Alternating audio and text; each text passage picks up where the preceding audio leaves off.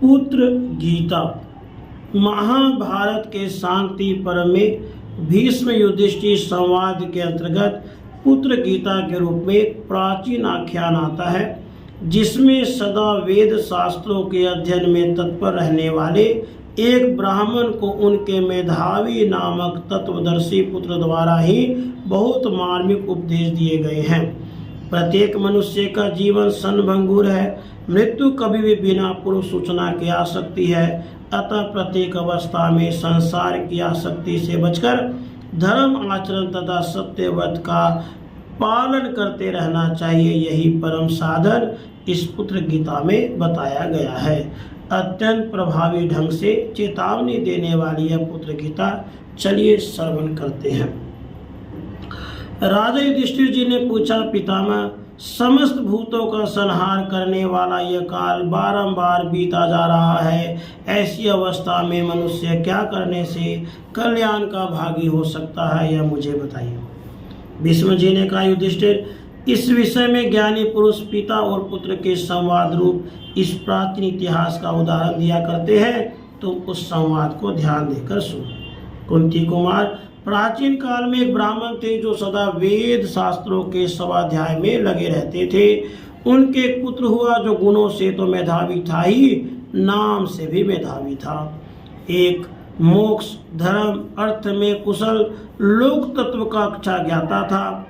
एक दिन उस पुत्र ने अपने स्वाध्याय परायण पिता से कहा। पुत्र बोला, पिताजी, मनुष्यों की आयु तीव्र गति से बीती जा रही है। यह जानते हुए धीर पुरुष को क्या करना चाहिए? तात, आप मुझे उस यथार्थ उपाय का उपदेश कीजिए जिसके अनुसार मैं धर्म का आचरण कर सकूं।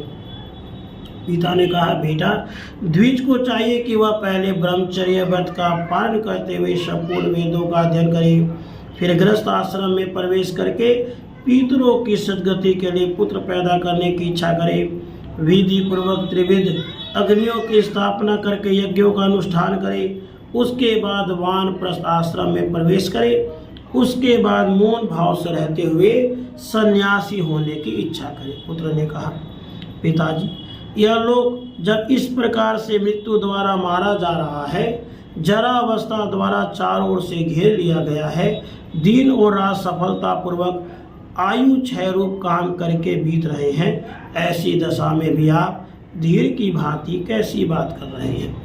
पिता ने कहा, बेटा, तुम मुझे भयभीत सा क्यों कर रहे हो? बताओ तो सही, यह लोग किससे मारा जा रहा है? किसने इसे घेर रखा है? और यहाँ कौन से ऐसे व्यक्ति हैं जो सफलतापूर्वक अपना काम करके व्यतीत हो रहे हैं? पुत्र ने कहा, पिताजी, देखिए, यह संपूर्ण जगत मृत्यु के द्वारा मारा जा रहा है। बुढ़ापे ने चारों तरफ से घेर लिया है। दिन रात वो व्यक्ति है जो सफलतापूर्वक प्राणियों की आयु का अपहरण स्वरूप अपना काम करके व्यतीत हो रहे हैं। इस बात को आप समझते क्यों नहीं है? यह मोह रात्रियां नित्य आती हैं और चली जाती हैं। जब मैं इस बात को जानता हूँ कि मृत्यु क्षण भर के लिए भी रुक नहीं सकती और मैं इसके जाल में फंसकर ही विचर रहा हूँ, तब मैं थोड़ी देर भी प्रतीक्षा कैसे कर सकता हूँ? जब एक एक रात बीतने के साथ ही आयु बहुत कम होती चली जा रही है, तब छिछले जल में रहने वाले मछली के समान कौन सुख पा सकता है? जिस रात के बीतने पर मनुष्य कोई शुभ कर्म न करे, उस दिन को विद्वान पुरुष व्यर्थ ही गया समझे। मनुष्य की कामनाएं पूरी भी नहीं होने पाती कि मौत उसके पास आ पहुंचती है। जैसे घास चरते हुए भेड़े के पास अचानक व्याघ्री पहुंच जाती है, उसे दबोचकर चल देती है, उसी प्रकार मनुष्य का मन जब दूसरी ओर लगा होता है, उसी समय सहसा मृत्यु आ जाती है और उसे लेकर चल देती है। इसलिए जो कल्याणकारी कार्य हो उसे आज ही कर डालिए।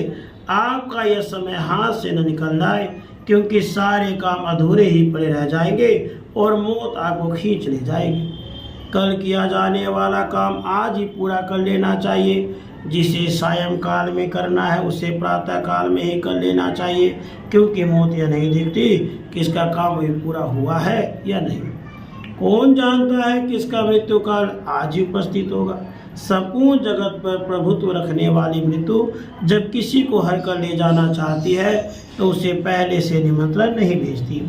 जैसे मछेरे चुपके से आकर मछलियों को पकड़ लेते हैं, उसी प्रकार मृत्यु भी अज्ञात रहकर ही आक्रमण करती है। अतः युवावस्था में ही सबको धर्म का आचरण करना चाहिए, क्योंकि जीवन निस्संदेह अनित्य है। धर्म आचरण करने से इस लोक में मनुष्य की कृति का विस्तार होता है और लोक में भी उसे सुख मिलता है।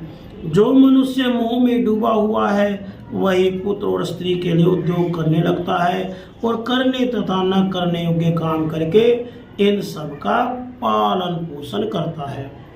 जैसे सोई हुई मृग को बाघ उठा ले जाता है, उसी प्रकार पुत्र और पशुओं से संपन्न एवं उन्हीं में मन को फंसाए रखने वाले मनुष्य को एक दिन मृत्यु आकर उठा ले जाती है।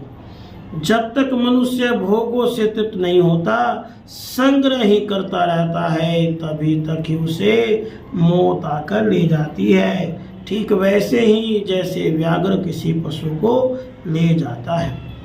मनुष्य सोचता है कि यह काम पूरा हो गया, यह भी करना है, यह अधूरा ही पड़ा है। इस प्रकार चेष्टा जनित सुख में आसक्त होने वाले मानव को काल अपने वश में कर लेता है।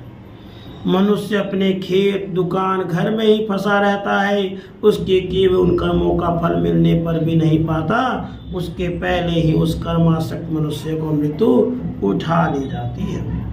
कोई दुर्बल हो या बलवान, शूरवीर हो या डरपोक, मूर्ख हो या विद्वान, मृत्यु उसकी समस्त कामनाओं के पूर्ण होने से पहले ही उसे उठा ले जाती है। पिताजी, जब इस शरीर में मृत्यु, जरा, व्याधि और अनेक कारणों से होने वाले दुखों का आक्रमण होता ही रहता है, तब आप स्वस्थ होकर क्यों बैठे हो? देहधारी जीवों के जन्म लेते ही अंत करने के लिए मौत और बुढ़ापा उसके पीछे लग जाते हैं। ये समस्त चराचर प्राणी इन दोनों में बंधे हुए हैं। ग्राम हो या नगर हो, जो स्त्री पुत्र आदि से आसक्ति बढ़ाई जाती है वह मृत्यु का मुखी है। जो वन का आश्रय लेता है यह इंद्र रूपी गौओं को बांधने के लिए गौशाला का समान है। यह श्रुति का कथन है। ग्राम में रहने पर वहाँ के स्त्री पुत्र आदि विषयों में जो आसक्ति होती है यह जीव को बांधने वाली रस्सी के समान है। पुण्य आत्मा पुरुष इसे काटकर निकल पाते हैं, पापी पुरुष इसे नहीं काट सकते हैं। जो मनुष्य मन, वाणी और शरीर रूपी साधनों द्वारा प्राणियों की हिंसा नहीं करता, उसकी भी जीवन और अर्थ का नाश करने वाले हिंसक प्राणी हिंसा नहीं करते। सत्य के बिना कोई भी मनुष्य सामने आते हुए मृत्यु की सेना का कभी सामना नहीं कर सकता। इसलिए असत्य को त्याग देना चाहिए, क्योंकि अमृत तत्व सत्य में ही स्थित है।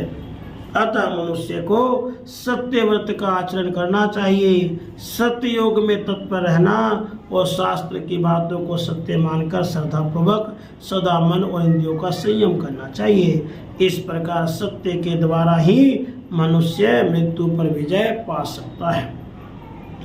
अमृत और मृत्यु दोनों इस शरीर में ही स्थित है। मनुष्य मोह से मृत्यु को और सत्य से मृत्यु को प्राप्त होता है। अतः मैं हिंसा से दूर रहकर सत्य की खोज करूंगा। काम और क्रोध को हृदय से निकालकर दुख और सुख में समान भाव रखूंगा। सबके लिए कल्याणकारी बनकर देवताओं के समान मृत्यु के भय से मुक्त हो जाऊंगा। मैं निवृत्ति परायण होकर शांति में यज्ञ में तत्पर होऊंगा। मन और इंद्रियों को वश में रखकर ब्रह्म यज्ञ वेद शास्त्रों के स्वाध्याय में लग जाऊंगा और मुनि मृत्यु से रहूंगा। उत्तरायण के मार्ग से जाने के लिए मैं जप और स्वाध्याय रूप वाग यज्ञ, ध्यान रूप मनोयज्ञ और अग्निहोत्र एवं गुरु शुश्रूषा आदि रूप कर्म यज्ञ का अनुष्ठान करूंगा। मेरे जैसा विद्वान पुरुष नश्वर फल देने वाले हिंसा युक्त पशु यज्ञ और पिशाचों के समान अपने शरीर के ही रक्त मांस द्वारा किए जाने वाले तामस यज्ञों का अनुष्ठान कैसे कर सकता है? जिसकी वाणी और मन दोनों सदा भली भांति एकाग्र रहते हैं, जो त्याग, तपस्या और सत्य से संपन्न होता है वह निश्चय ही सब कुछ प्राप्त कर सकता है। शरीर में, इस संसार में विद्या के समान कोई नेत्र नहीं है, सत्य के समान कोई तप नहीं है, राग के समान कोई दुख नहीं है और त्याग के समान कोई सुख नहीं है।